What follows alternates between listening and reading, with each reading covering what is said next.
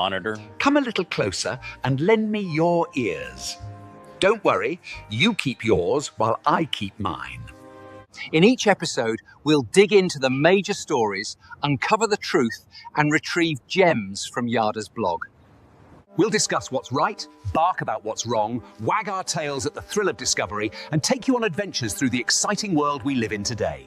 So, fasten your curiosity leash and get ready. Right then, coming to you with another episode of the Yada's Vlog on a Blog. Tomorrow's news, disseminated today. Let's dive in. Well, as you can see, it's a dog's life here.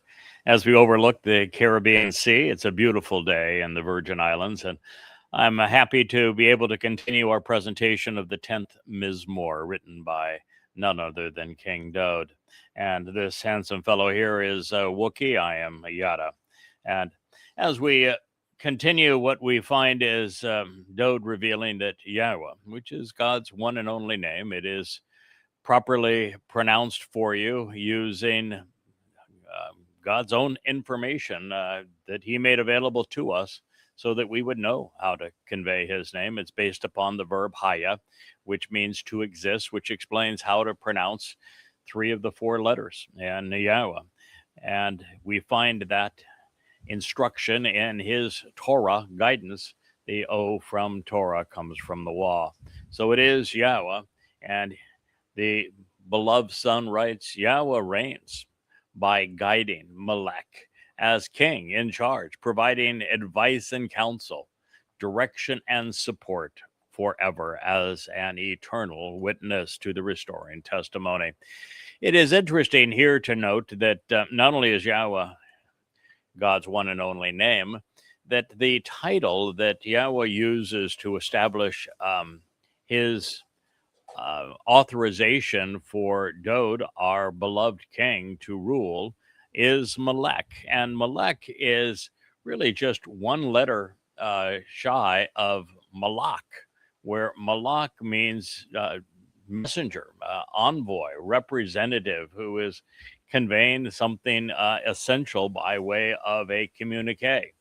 And so Malach and Melech being very similar words in Hebrew, we know that sovereignty and kingship is very much conveyed through guidance, advice, and counsel, and that we should recognize the responsibility that Yahowah has instilled in that title, Melech. And this is going to occur forever. Now, forever is an interesting word in Hebrew, olam. It's always perceived to be forever into the future. But olam actually speaks of the past. And so it says that God's reign, influenced by guiding, by communicating his advice and counsel, has been from the very beginning and will continue throughout futurity. So it is time without end, going both backwards and forwards, and that he is establishing Yahowah in the model that we are to follow, that Yahowah is the ultimate Ad, which is the restoring witness to the eternal testimony. God said here that Goyim, the Gentile institutions and even individuals, countries, cultures, societies, governments, belief systems will be expelled and cease to exist. Yisra'el is for the Israelites. Now, that doesn't mean that there can be no Goyim in Yisra'el, because a Goy can be annexed into Yisra'el. We can be grafted into Yisra'el. Yisra'el is actually a very descriptive term, as are most Hebrew words. It means that it describes someone who exists and endures with God, who is enabled such that they continue to endure with God. It means to be empowered by God, is what Yisra'el actually conveys. And so it is possible to be among those who continue. But what will happen is that those who are Muslims and Christians and socialist, secular humanists, the Marxists that have become so anti-Semitic here over the years, they will all be expelled. In fact, they will all be annihilated. They will cease to exist from within his land and earth. Now, there are, as I have said, going to be, excuse me, a small remnant of Goyim who will be particularly important to the future of the land. They will be brought in to work as laborers. And while that has become a pejorative in today's world, when you think of work and labor, it isn't to God. He wants all of us to engage, to work. He works. He wants us to work. If we cease working, we cease to be of value to anyone. So it is his land. It is his home. It is even his planet and universe. And he conceived all life within it. And as such, he is entitled to include or expel whomever he sees fit or unfit to live in it. And this would be the same thing with Shamayim, with heaven. And it is in our interest to know that God has 5 conditions for participation in his covenant family and entrance into Shamayim, heaven. You can either agree with them and capitalize upon them or not, but you will endure the consequence one way or the other. So the ability to participate in the covenant and become part of God's family is the most compelling reason for us to disassociate from Gentile influences, from their nations, institutions, religions, and politics. Doing so is actually a prerequisite.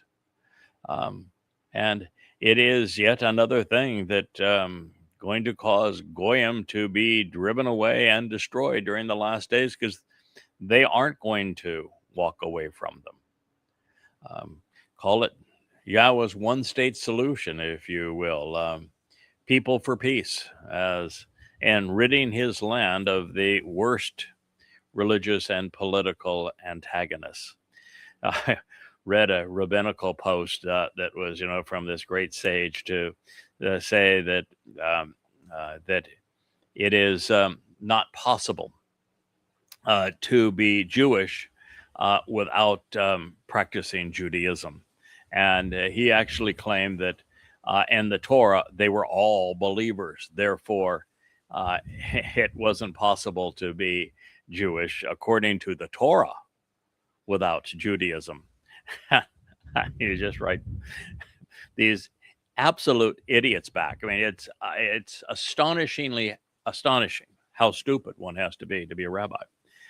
The fact is that the single most prevalent theme throughout the Torah is that the children of Yisra'el were antagonistic, they were belligerent, they were arrogant, and they were malcontents. And their single worst proclivity was being religious. And every one of them who expressed their religiosity was actually killed by God.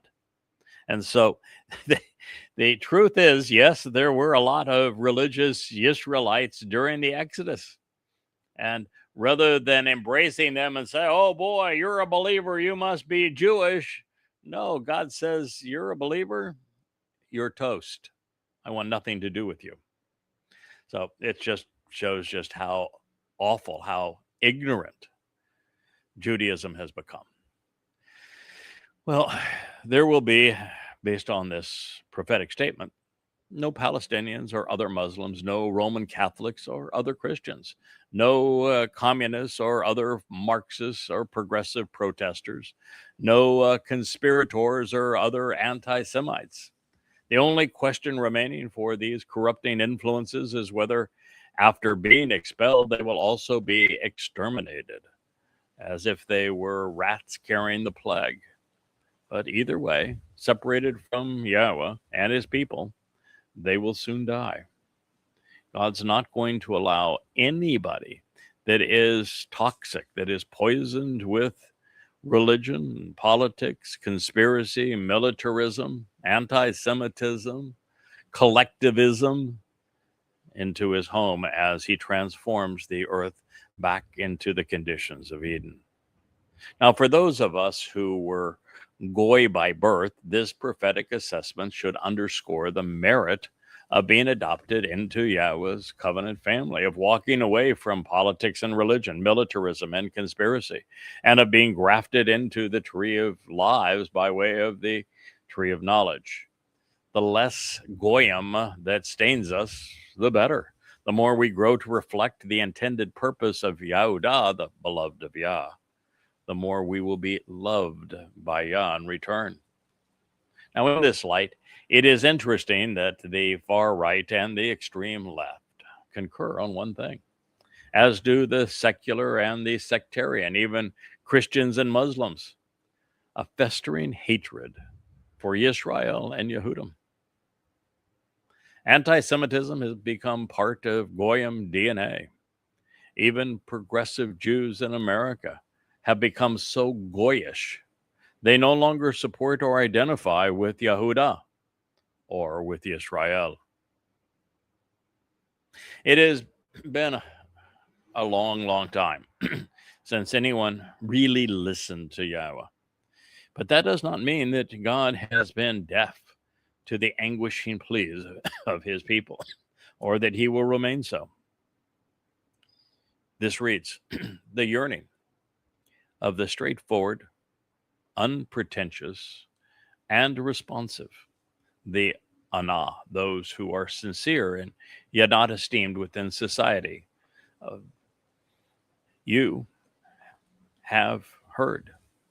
Yahweh, you help shape and develop their ability to make reasoned decisions. Your ears are used to listen attentively so that you can respond appropriately. This is Psalm 10:17.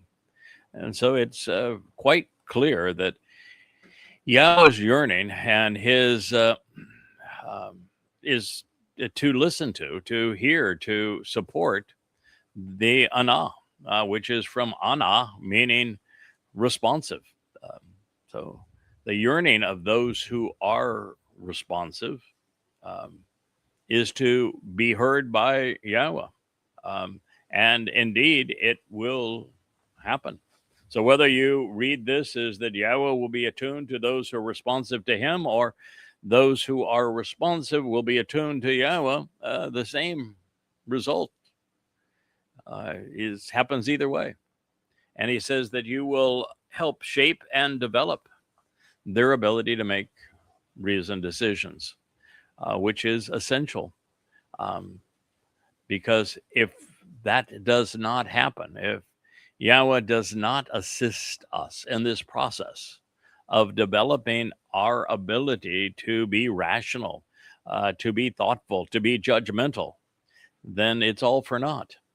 We have to think our way to God. We have to recognize that he has established boundaries, and that he has conditions for our participation in the covenant and benefits as a result of it, and that they are delivered in a very specific way through the Moed Mikre. So this reads, your ears are accustomed to listening attentively so that you can respond appropriately. Whether that's our ears or God's ears, either way, again, it's the same result. One of the many distinctions between believing and knowing really is the ability to avoid puffery and to be straightforward in our approach to God, to go where his words lead so that we might know him and understand what he's offering, expecting in return.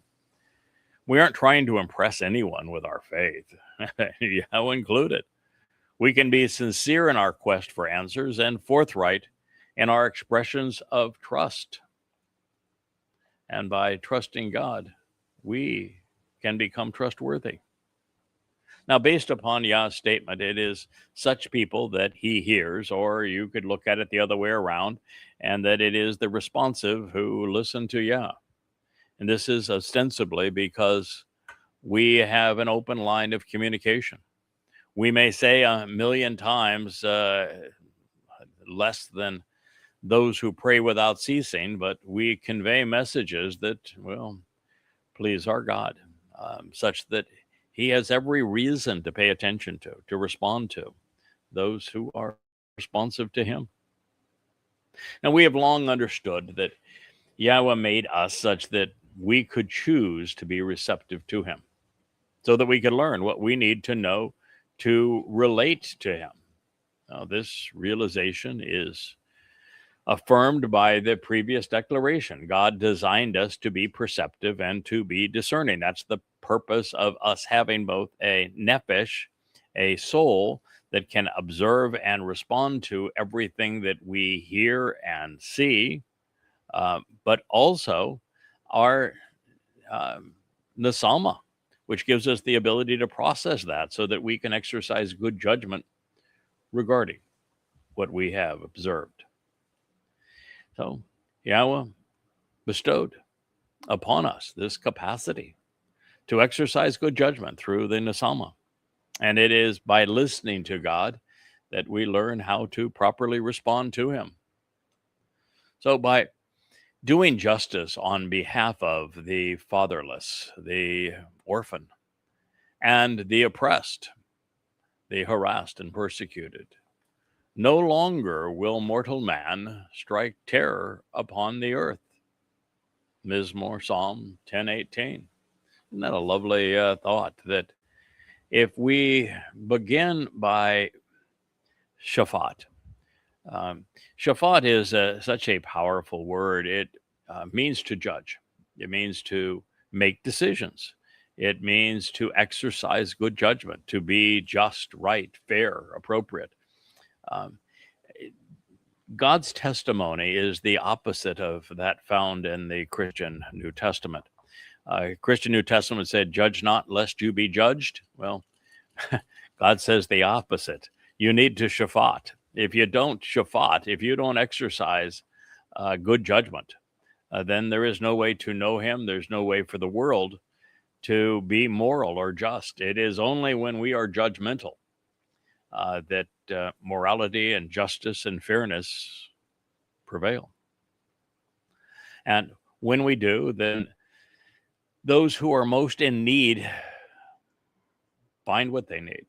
The fatherless could be all of those who are not part of the covenant, who do not know Yahweh as their father.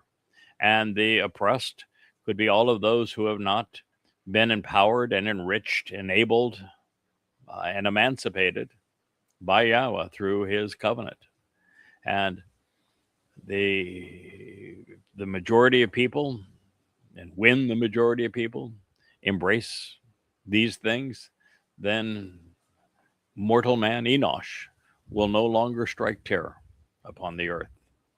This is all part of ridding the earth of the religious and the political. Get comfortable there, Wookiee. We, want you to be ready for your next introduction. So we have long recognized that for God to be just, the religious and political, the conspiratorial, and the militaristic must be exposed, they must be condemned, and they must be expunged. We have also known that they must be purged from the earth to end their reign of terror, and in order to keep those they have oppressed safe. It's not just religion, by the way, that has been so horrific. It's also politics.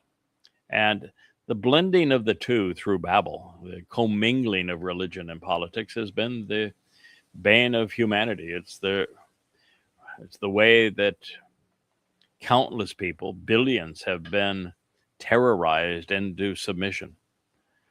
Religion and politics are horrible things, and God wants nothing to do with them.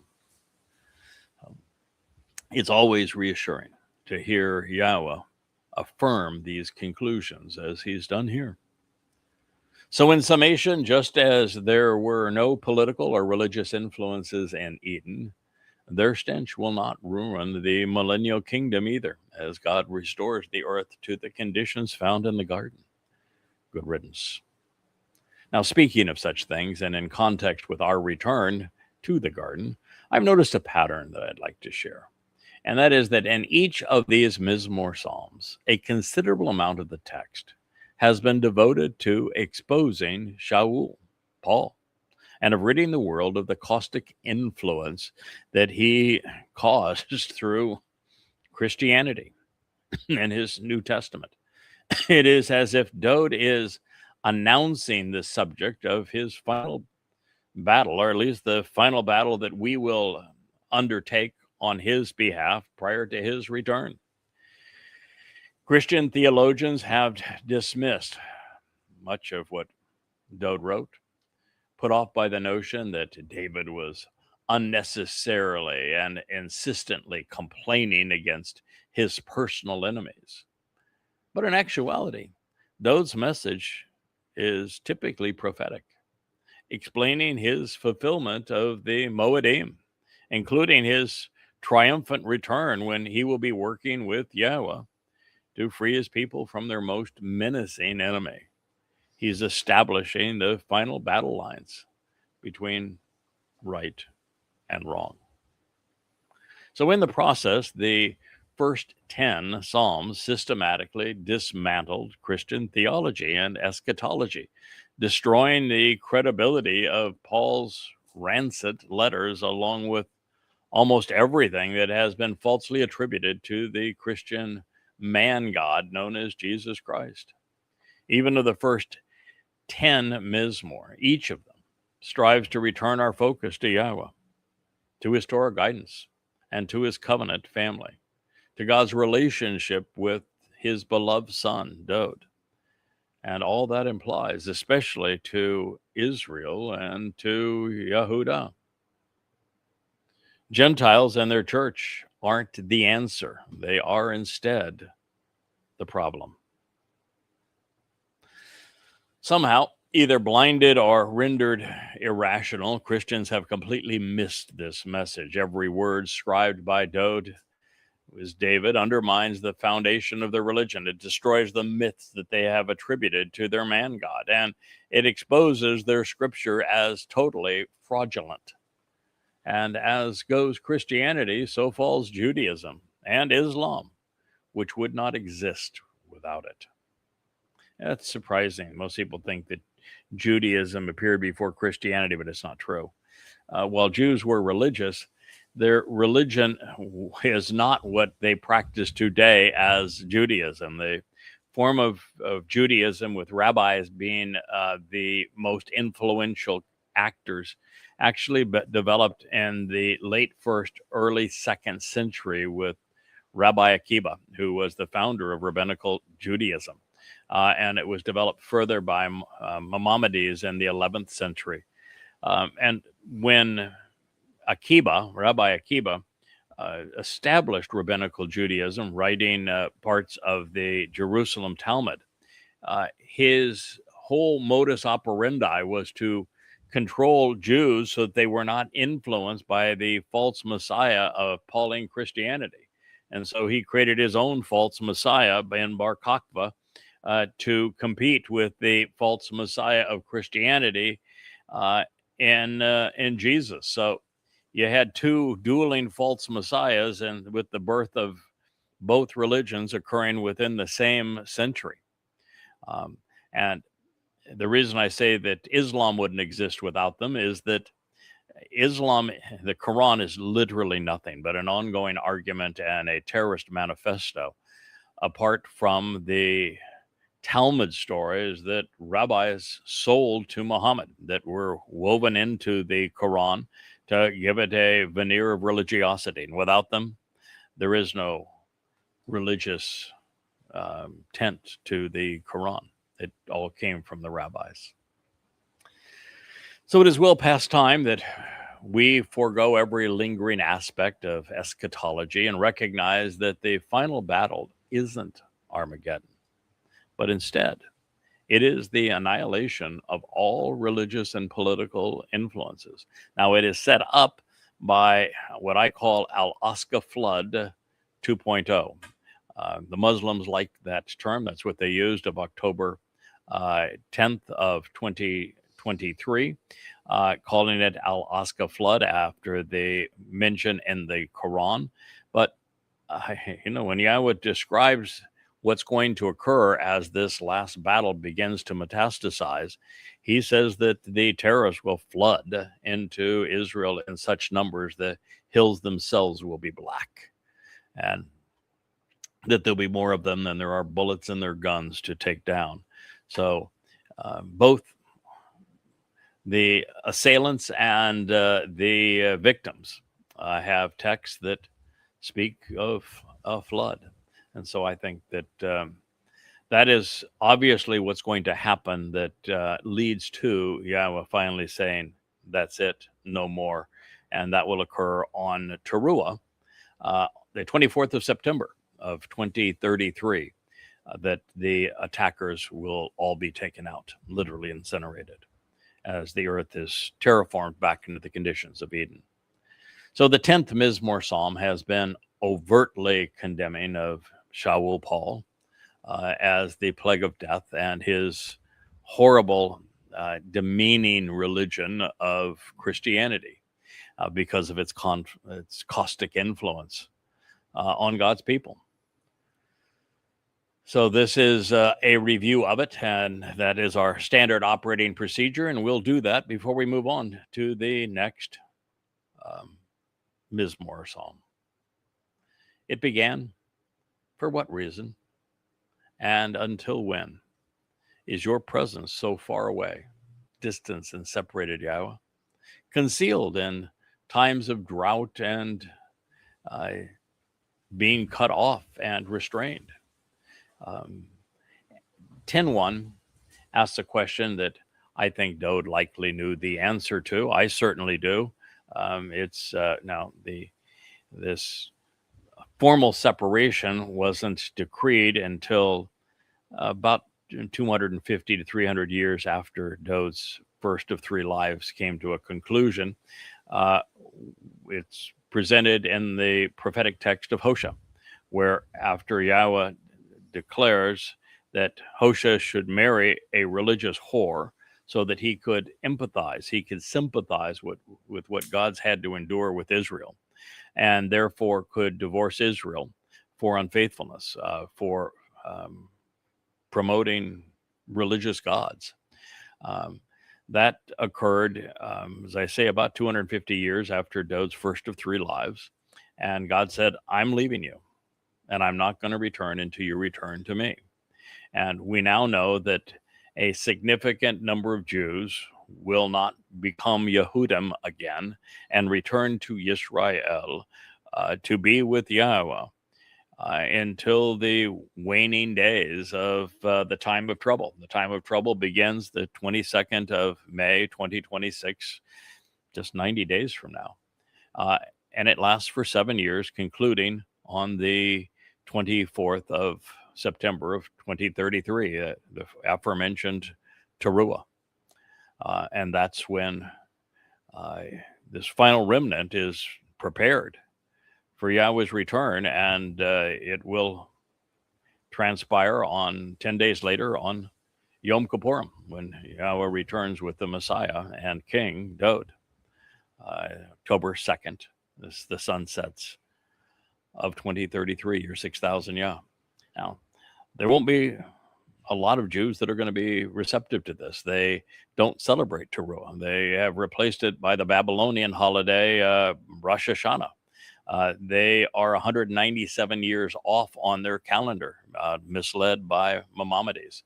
So they're not aware that they're only 7 years away now from year 6,000 Yah. So much of this will take them by surprise. But that is the answer to this question. It says now, with arrogance, unwarranted status, and presumptuous pride, the dishonest, the condemnable, the guilty, and those inflamed with passions and burning animosity, who persecute and harass the outspoken and the unpretentious without political or religious status. It's going to be a time of great anarchy, both of action and of words. So it is a time where we're going to see unprecedented arrogance. And speaking of precedent and arrogance, of course, the ultimate arrogant president is the man who is Rahab, who is the contentious and conceited one, and Donald Trump, and he is going to be the great betrayer of Yisra'el. Let him be seized and forced to endure the evil devices that they have imagined and invented and devised. So God is saying, I want to hold them, and I will hold them accountable. I'm recording what the likes of Rahab, Donald Trump, the great betrayer, have said. And I am paying attention to the threats of the collectivists and of the Muslims and of the Christians and of the conspiratorialists and all the things that they have imagined and devised against my people.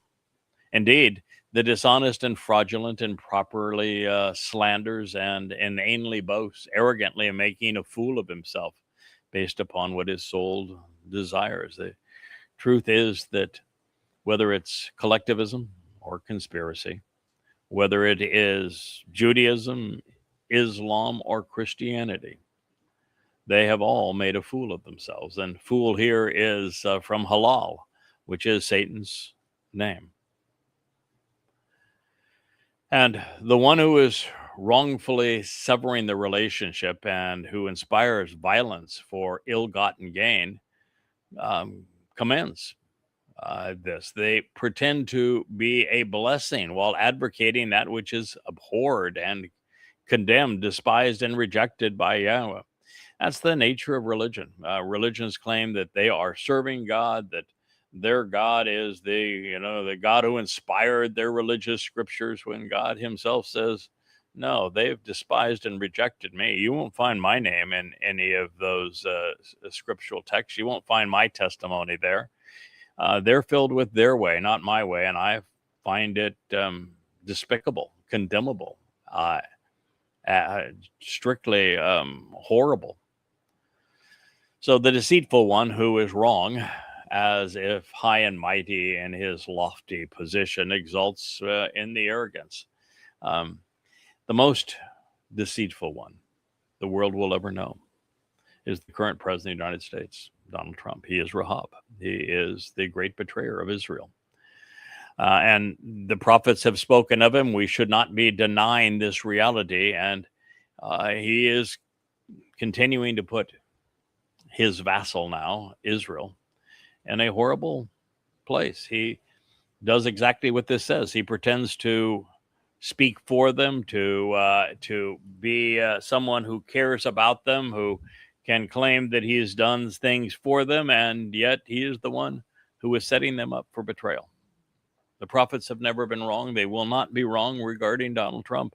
So you should beware that he will be the one who ultimately surrenders a terrorist state carved out of the heart of Israel, making the nation indefensible, making this time of trouble so horrific for God's people. And it says of the great copper confabulator that he will never be an honest seeker or engage in the relationship. All of his decisions, schemes, and thoughts contradict and negate God. Now, this is true certainly of Paul, the author of the Christian New Testament, but it's also true of the man who would come to be his twin, and Donald Trump. Throughout time, his way endures, replete with twisted perversions as he dances about, causing anguishing torment. Nothing has been more replete with twisted perversions than the Christian New Testament. It's only challenged in that regard by the Quran, but the Quran is so stupid that it's beneath God even commenting.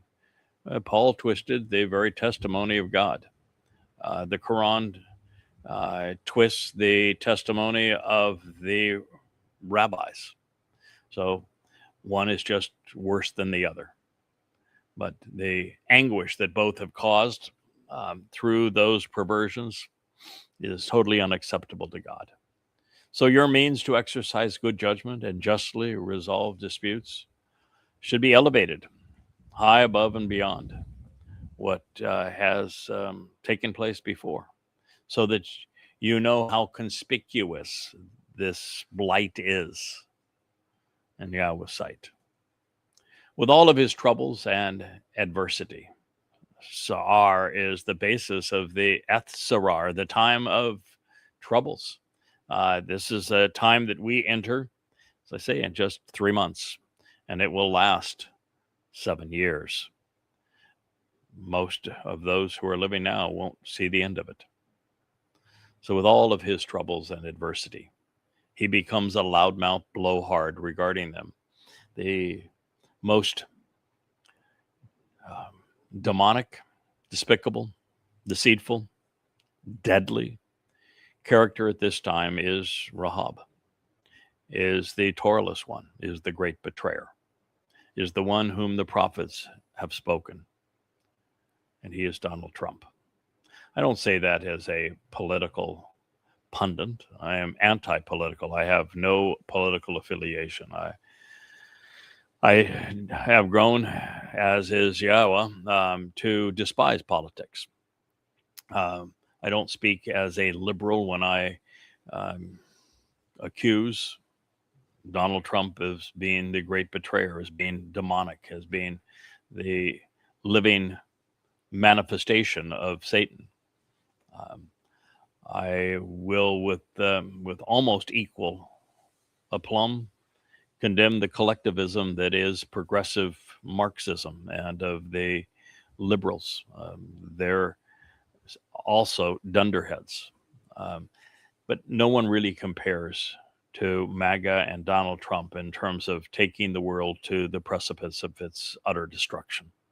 And since my responsibility is to expose this one in the last days, who will be so responsible for the destruction of the world and for the betrayal of Israel, I will continue to speak against this loud-mouthed blowhard that is the principal cause of the tsarar, the troubles and the adversity that will be endured by Israel. He has said through his reasoning, I will never be shaken, waver, or falter, be cast down or decay. Oh yeah, he's convinced that he's going to heaven, but I'm here to confirm his reservation in hell. Throughout the generations, times, and places, such that I'm never in the wrong or considered the adversary, Paul would make that claim, that he was never wrong. And yet I can't find a place where he was ever right. I had a post that I responded to on Facebook today. It was written by a group called the 119th, which I assume is an ode to the 119th Mizmowr or Psalm of Dowd, which celebrates how to observe the Torah using the 22 letters of the Hebrew alphabet and in alphabetical order, with 8 statements for each of those 22 letters. But if that is the truth, then they are the least thoughtful, least educated, most ignorant and irrational of all readers of that glorious psalm, because they say that it is by taking Paul's statements out of context that one mistakenly concludes that he was anti-Towrah, when in fact, in the 5 volumes of Twistianity, I review everything Paul said in his opening salvo, his letter to the Galatians, and much of what else he wrote, fully in context, analyzing every word in proximity to every other word that he wrote, and then putting that into the context of what God actually said that Paul misquoted, that I prove conclusively that when you review what Paul said in context, you will recognize that he was not just anti-Towrah, that he was anti-Yahowah, that he was anti-covenant, that he was anti-God, and that he was anti-truth, and was easily the most despicable person who ever lived. As he even admits, he was demon-possessed, but I guess the 119th didn't get far enough along into Paul's letters in context to realize that Paul not only misquoted everything that he cited from God, not even able to cite God's actual name, and he twisted it all to serve his agenda, misrepresenting God's testimony. But he never even quoted his pretense of a man God once. It's just astonishing what people will say, how mistaken people will be. The lies that you find in social media today, it is filled with them. His mouth is filled with an abundance of vile insults and injurious curses, invoking divine retribution. This would be true of Akiba, of Paul, of Muhammad, of Maimonides, of the Pope, and of course of Donald Trump. In addition, he deliberately misleads, using deceitful deceptions and perpetrating an outright fraud, treacherously betraying, along with distressful spoken statements which create a state of oppression. It is a consequence of his nauseating, evil, and corrupting tongue. Boy, I have said so many times that there is really no way to distinguish between Paul, who was a sexual pervert, who was demon-possessed, who was a confabulator, who was egomaniacal, and who was vicious towards all of his foes, perceived and real, and Donald Trump. I knew that the great betrayer was going to betray all of Paul's attributes, and he does. They are indistinguishable. And to a large degree, the personality of Muhammad and Paul also mirror that of Donald Trump. They're one and the same. It's obvious that all three men were, well, two of them have admitted already that they were demon-possessed. Paul did in his second letter to the Corinthians, and it's obvious, by the way, throughout his letters. But so did Muhammad. He did so during his first revelation, celebrating Ramadan. Then the first Ramadan, when Muhammad was in that cave and he was beat up by a dark spirit, and he tried to commit suicide because he knew he had been demon-possessed. And at the end of his life, he reaffirmed that there had always been a demon associated with him. And again, you read the Quran, and it's obvious. Look at Muhammad's life, and it's obvious. The same thing is true when you listen to what Donald Trump says and does. He's demon-possessed. Paul, Muhammad, and Donald J. Trump. He lurks in ambush openly in the courtyards of communities, while the central figure he is not easily recognized or forthcoming, seldom acknowledging or held accountable, as he kills, forestalling the lives of the innocent. This is actually speaking to the spirit behind all three of them. Satan is the central figure of every religion. He is the Hashem of Judaism. He is the Jesus of Christianity. He is the Allah of Islam. He is the inspiration of collectivism through communism, the religion of man. He simply plays people for fools. When they pray to their Lord God, they're praying to Satan. He is the central figure. He is right out in the open. He is in the mosques, in the cathedrals, in the churches, and in the synagogues.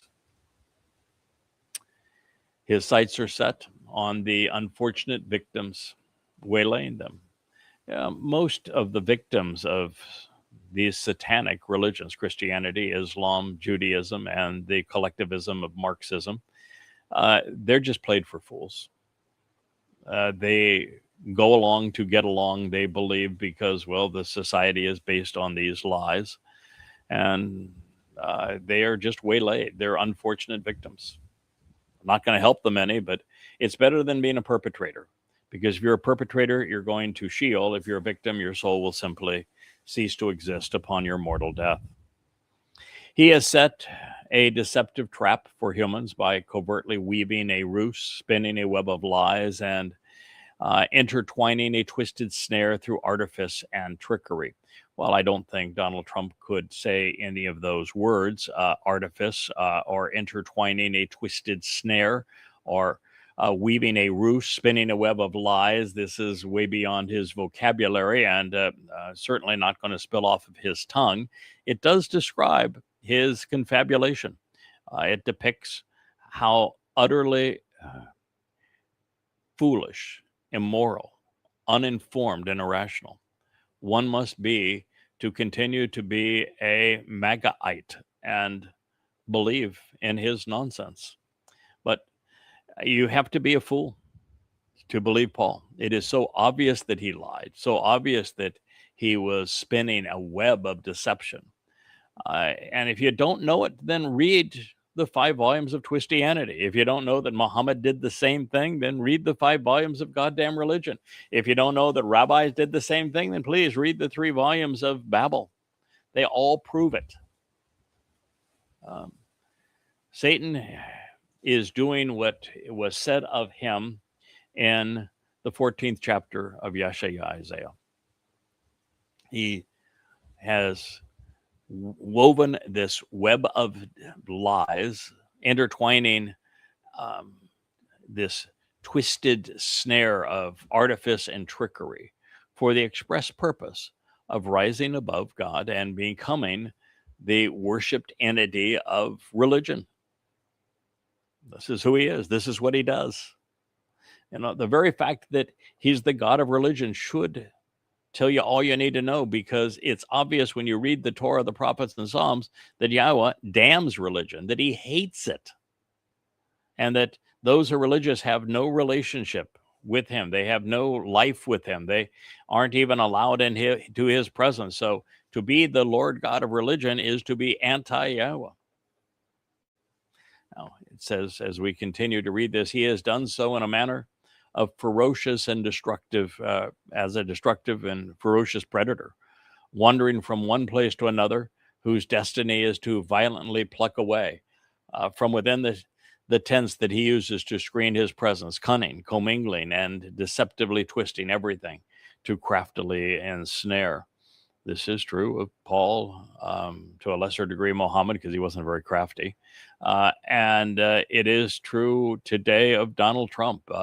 You know, he wants to be the peace president, and yet he is responsible for one war after another. And ultimately, it's all going to compound into World War III and a nuclear holocaust and the near destruction of Israel. All through deception, all through twisting everything.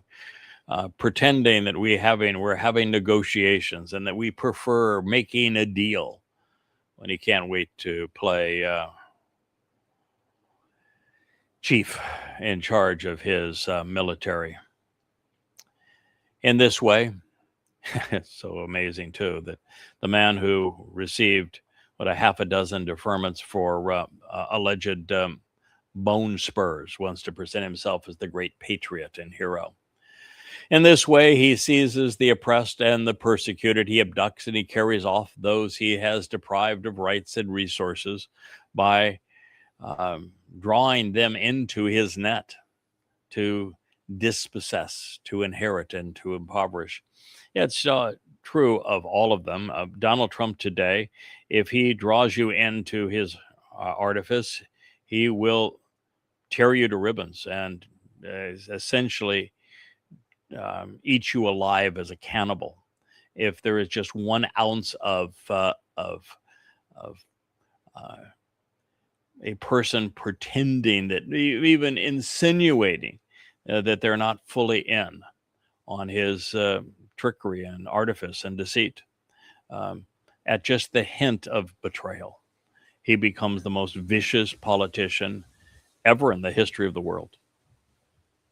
And it is his modus operandi, and has been so for as long as he has been a public figure. This is what he does, even to his own. Satan's the same way.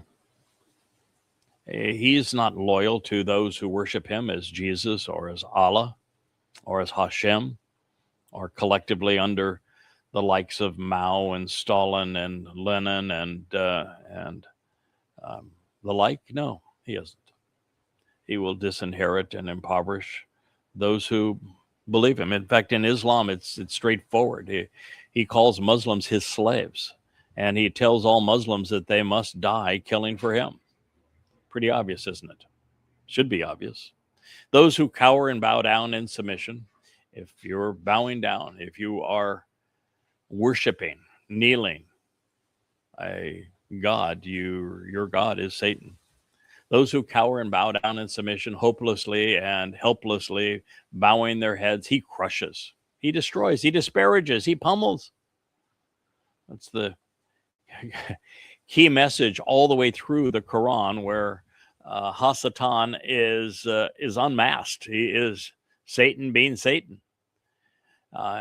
Treated as inferior, his victims fall by the multitudes associated with him. If you're among those who are religious, you will go down with your religion. It won't save you, but it will condemn you. From his disposition and inclination, he says, God isn't mindful. He no longer responds appropriately, and thus he should be ignored. Forgetful, he should be forgotten, because he can no longer be found.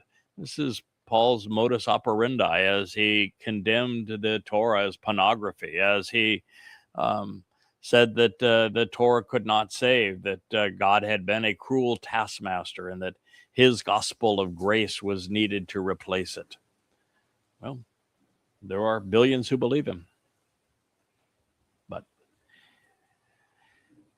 sadly for them, it's they who will not be observed or seen in God's presence.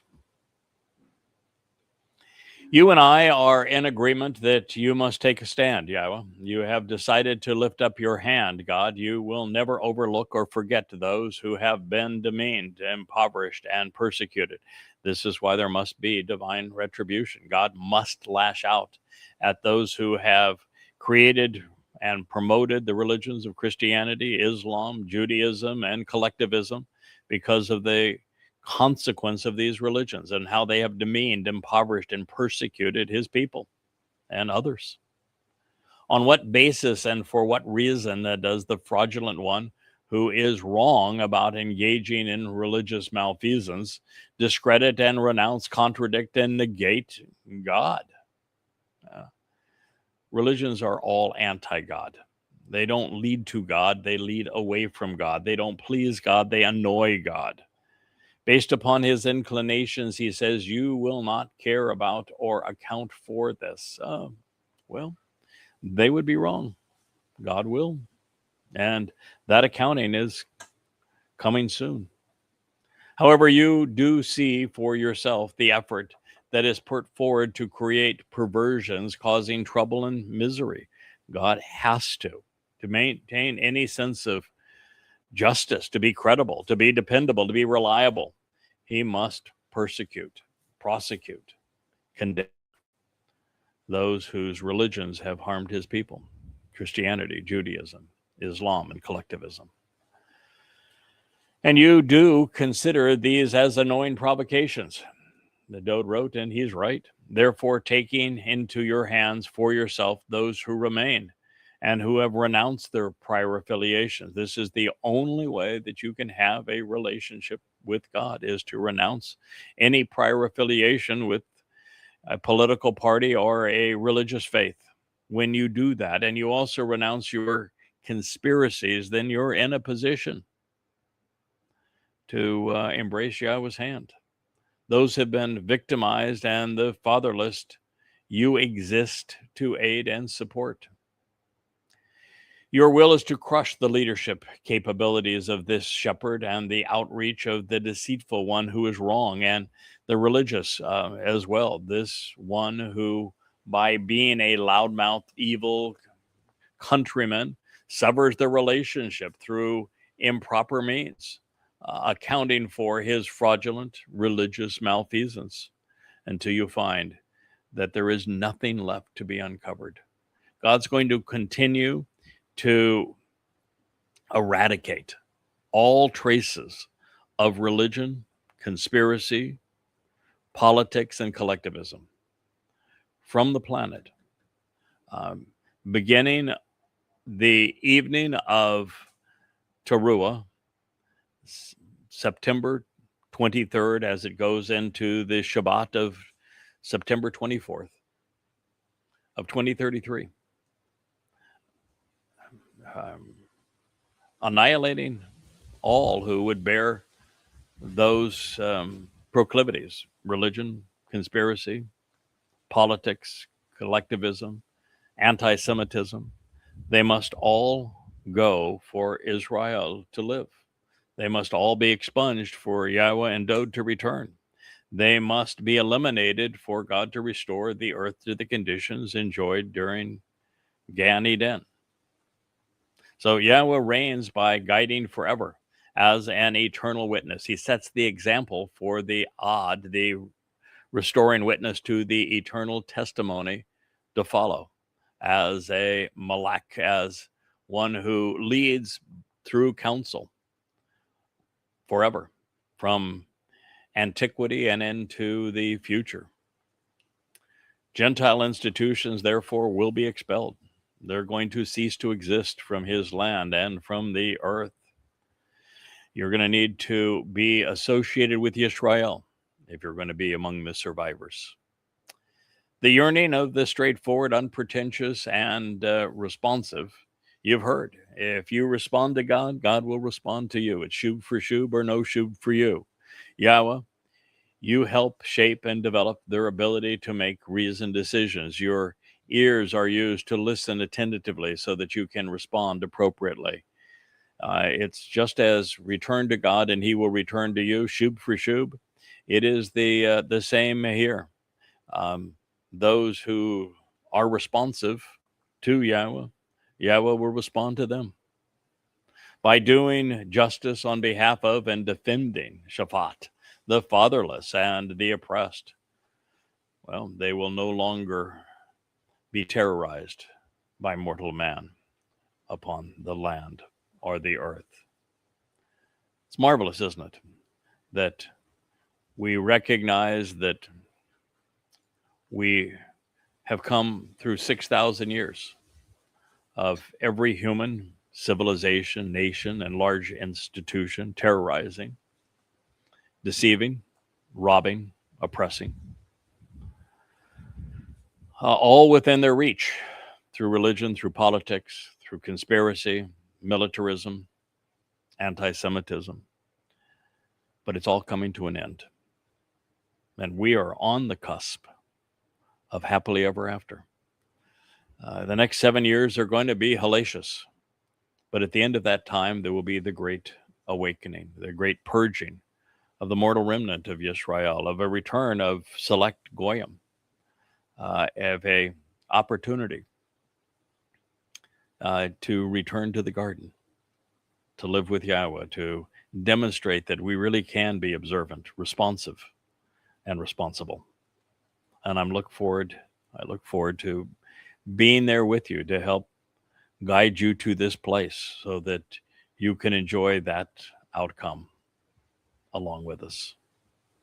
So I thank you for listening. We'll continue our next program by considering the very Psalms of Dowd. We're going to move into, as you might expect, the 11th, now that we have presented and considered the 10th. And with every step along the way, with each word that is laid down for our consideration, we come ever closer to Yahowah, our God. Again, thank you for listening. Good day. Hey there, thanks for tuning in. That was Fetch. Gotta run now. Catch y'all on our next podcast.